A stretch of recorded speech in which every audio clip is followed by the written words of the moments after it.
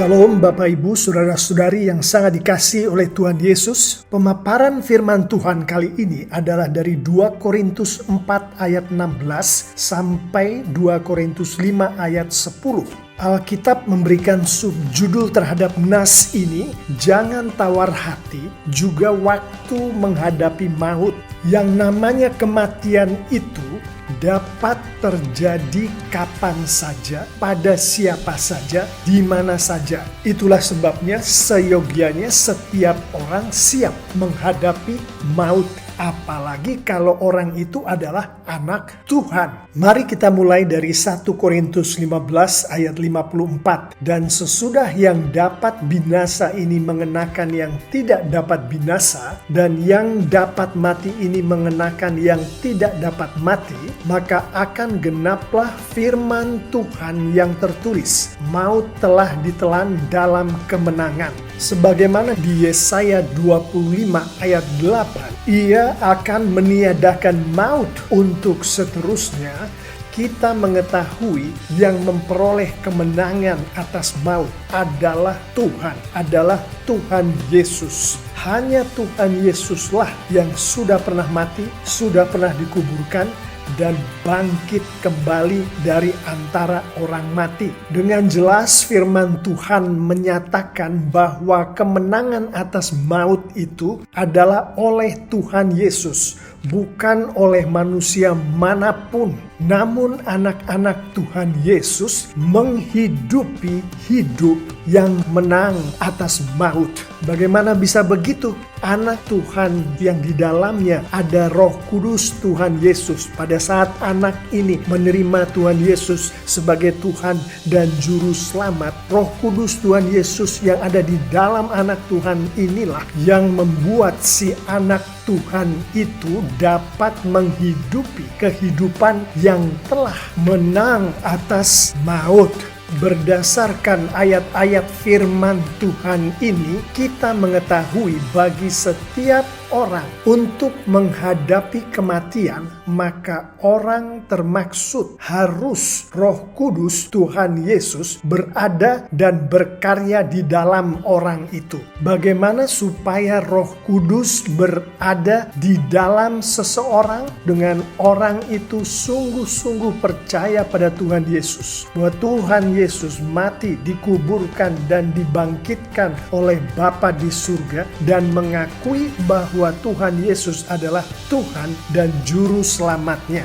Lalu bagaimana supaya Roh Kudus Tuhan Yesus yang sudah berada di dalam seorang anak Tuhan berkarya di dalam kehidupan anak Tuhan itu, dengan si anak Tuhan itu tidak mendukakan Roh Kudus. Si anak Tuhan itu harus mematuhi perintah-perintah Tuhan Yesus sebagaimana yang difirmankannya. Dengan demikian Roh Kudus Tuhan Yesus ini akan berbuah-buah di dalam kehidupan si anak Tuhan itu, dan salah satu buah-buah itu adalah iman. Kesimpulan poin pertama, Roh Kudus Tuhan Yesus harus berada dan berkarya di dalam diri seseorang jika seseorang itu mau siap menghadapi kematian. Dan itu hanya bisa terjadi atas kuasa dan kasih yang datangnya dari Tuhan. Di dalam menghadapi kematian, kekekalanlah yang ditunjukkan oleh Alkitab.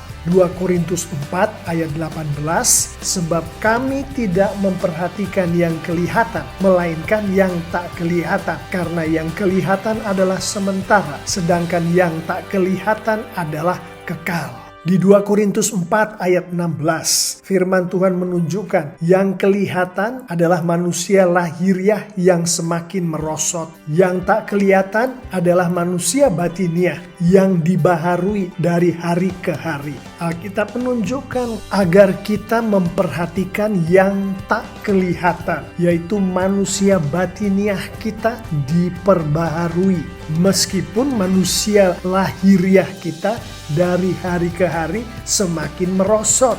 Jangan perhatikan merosotnya, tapi perhatikan yang dari hari ke hari diperbaharui. Ayat yang ke-17 2 Korintus 4, yang kelihatan menderita, yang tak kelihatan kemuliaan kekal. Yang firman Tuhan maui adalah perhatikan kemuliaan kekalnya, jangan perhatikan menderitanya. 2 Korintus 5 ayat 1, karena kami tahu bahwa jika kemah tempat kediaman kita di bumi ini dibongkar, Allah telah menyediakan suatu tempat kediaman di surga bagi kita. Suatu tempat kediaman yang kekal, yang tidak dibuat oleh tangan manusia. Di ayat 1 ini firman Tuhan menunjukkan ada tubuh jasmani, ada tubuh kebangkitan. Tubuh jasmani sifatnya alami, yang adalah tempat kediaman jiwa dan roh kita selama kita berada di bumi. Tubuh kebangkitan adalah tempat kediaman jiwa dan roh kita setelah kita berada di surga. 2 Korintus 5 ayat 4 menunjukkan tubuh jasmani adalah fana, akan mati, akan binasa. Sedangkan tubuh kebangkitan yang adalah transformasi dari tubuh jasmani adalah kekal, akan hidup selama-lamanya. Jadi untuk menghadapi kematian, seseorang harus berfokus kepada kekekalan. Seorang anak Tuhan harus memperhatikan kekekalan. Di Matius 14 ayat 30, Petrus yang berada di perahu, di mana di situ terjadi badai, melihat Tuhan Yesus berjalan di atas air. Dia meminta kepada Tuhan Yesus supaya dia bisa juga dibuat berjalan di atas air. Tuhan Yesus mengabulkan.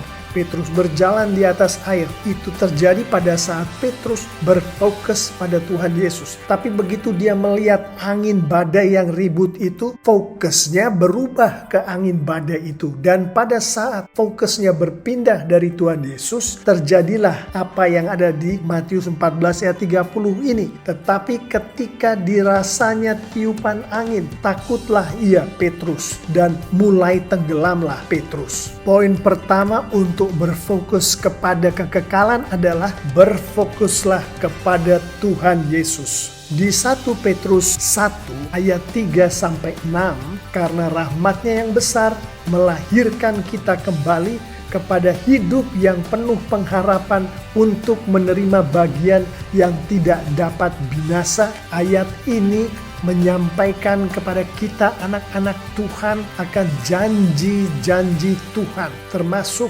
kehidupan yang penuh pengharapan, termasuk menerima bagian di dalam kehidupan kita yang tidak dapat binasa. Poin kedua untuk berfokus kepada kekekalan adalah berfokuslah kepada janji-janji Tuhan. Di Kolose 3 ayat 4, kamu pun akan menyatakan diri bersama dengan Dia, bersama dengan Yesus. Di 1 Yohanes 3 ayat 2, kita akan menjadi sama seperti Dia, sama seperti Yesus. Kedua ayat ini menunjukkan pada saat kita, badan kita, tubuh kita meninggalkan dunia, maka suatu saat nanti Tuhan Yesus akan mentransformasikan tubuh jasmani kita menjadi tubuh kebangkitan yang sama seperti tubuh kebangkitan yang dimiliki oleh Tuhan Yesus. Poin ketiga untuk berfokus kepada kekekalan adalah berfokuslah kepada tubuh kemuliaan yang akan kita miliki, yaitu seperti tubuh kemuliaan Yesus yang sudah disampaikan kepada kita melalui firman Tuhan ini. Dan sebagaimana disampaikan di 2 Korintus 4:17, di dalam kita berfokus kepada kekekalan,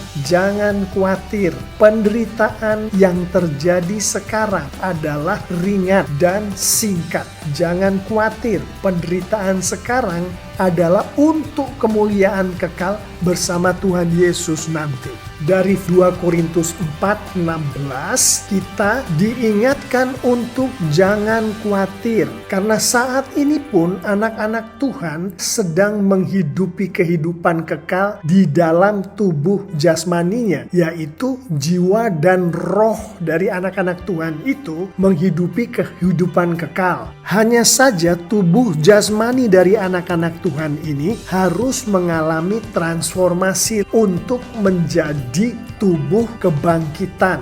Jadi kalau Anda mau siap menghadapi kematian, maka Anda harus berfokus pada kekekalan. Semua yang kita bicarakan mengenai berfokus pada kekekalan ini, otak kita tidak akan mampu memprosesnya. Yang bisa memproses itu hanya Roh Kudus yang memberikan iman sebagai buah Roh Kudus kepada kita, yang semua itu datangnya dari Tuhan. Poin terakhir yang ingin saya sampaikan mengenai bagaimana seseorang bisa siap menghadapi kematian adalah bagi orang termaksud untuk selalu memuliakan Tuhan.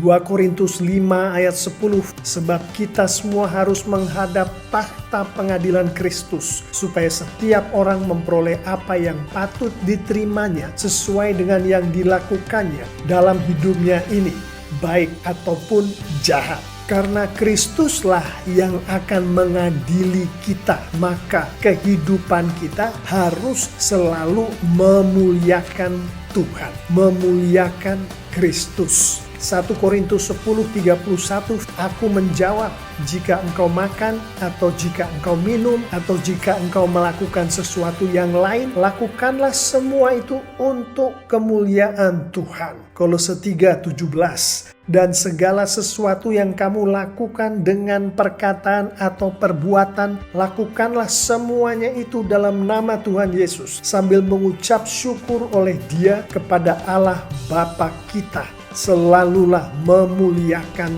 Tuhan. Jadi kalau kita mau siap menghadapi kematian, maka haruslah tekun berbuat baik. 2 Korintus 5:10 tadi saya mau kita fokus ke sesuai dengan yang dilakukannya dalam hidup ini, baik ataupun jahat. Di sini pengadilan oleh Kristus, firman Tuhan menunjukkan adalah sesuai dengan perlakuan seseorang dalam hidupnya. Firman Tuhan di Wahyu 20 ayat 12 memperkuat ini. Dan orang-orang mati dihakimi menurut perbuatan mereka. Perbuatan seseorang semasa hidup orang itu di dunia adalah sangat penting. Dengan kata lain, perlakuan seseorang dalam hidupnya, perbuatan seseorang semasa hidupnya memiliki pengaruh terhadap kehidupan kekal. Berbicara mengenai poin 3, harus tekun berbuat baik ini, Roma 2 ayat 6-7, ia akan membalas setiap orang menurut perbuatannya, yaitu hidup kekal kepada mereka yang dengan tekun berbuat baik. Di sini dengan jelas kita melihat bahwa Tuhan menghendaki anak-anak Tuhan untuk melakukan perbuatan baik dengan tekun. Berbuat baik dalam hal ini adalah bagaimana anak-anak Tuhan menghidupi hidup kekal selama anak-anak Tuhan ini masih hidup di dunia. Kita perhatikan, berbuat baik di sini bukanlah yang menyebabkan seseorang memperoleh keselamatan. Berbuat baik adalah buah dari keselamatan. Adalah bukti bahwa seseorang sungguh-sungguh hidup di dalam Tuhan Yesus. Dengan begitu kita tahu bahwa berbuat baik ini adalah buah dari keselamatan. Buah dari Roh Kudus yang datangnya dari Tuhan karena kasih Tuhan, karena karunia Tuhan kepada anak-anaknya. Demikianlah pemaparan firman Tuhan kali ini.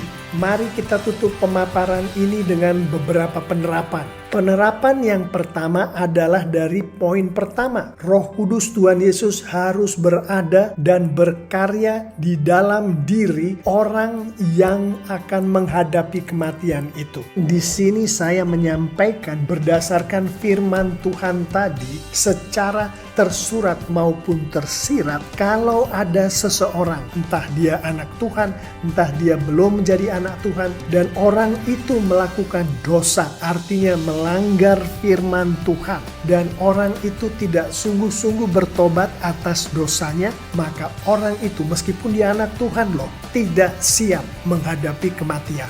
Penerapan kedua mengacu ke poin kedua, harus berfokus kepada kekekalan adalah sungguh-sungguh membaca dan mengerti firman Tuhan. Kita tahu bahwa untuk bisa berfokus kepada kekekalan diperlukan iman yang adalah buah Roh Kudus. Untuk supaya Roh Kudus berkarya, kita harus membaca firman Tuhan dan berdoa. Tanpa membaca firman Tuhan, tanpa mengerti firman Tuhan itu, tanpa berdoa, tidak mungkin Roh Kudus di dalam kita atau di dalam seseorang akan berkarya dan membuahkan iman. Seorang yang tidak sungguh-sungguh membaca dan mengerti firman Tuhan secara konsisten setiap hari, orang itu tidak siap menghadapi kematian. Penerapan yang terakhir adalah berdasarkan poin ketiga, harus tekun berbuat baik. Yang perwujudannya adalah sungguh-sungguh melakukan firman Tuhan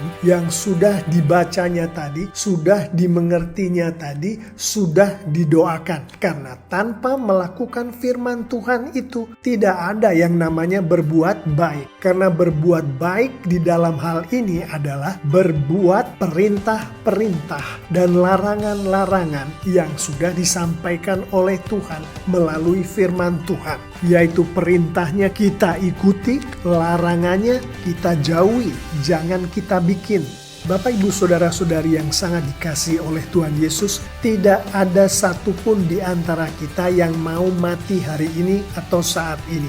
Tapi kita tahu berdasarkan firman Tuhan, berdasarkan konteks Alkitab, bahwa maut atau kematian bisa terjadi kepada siapapun termasuk kita, kapanpun, termasuk hari ini, termasuk saat ini. Untuk itulah kita semua, terutama anak-anak Tuhan, harus siap menghadapi kematian. Saya mengimani kalau kita sebagai anak-anak Tuhan sungguh-sungguh bertobat setiap kali kita melanggar firman Tuhan. Kita sungguh-sungguh membaca dan mengerti firman Tuhan dan sungguh-sungguh melakukan firman Tuhan itu di dalam kehidupan kita sehari-hari, maka kematian bagi kita, kematian bagi anak-anak Tuhan adalah kemuliaan bagi Tuhan. Bapa di surga dipermuliakan. Pada saat Tuhan dipermuliakan oleh anak-anaknya, maka Tuhan akan memberkati anak-anaknya itu.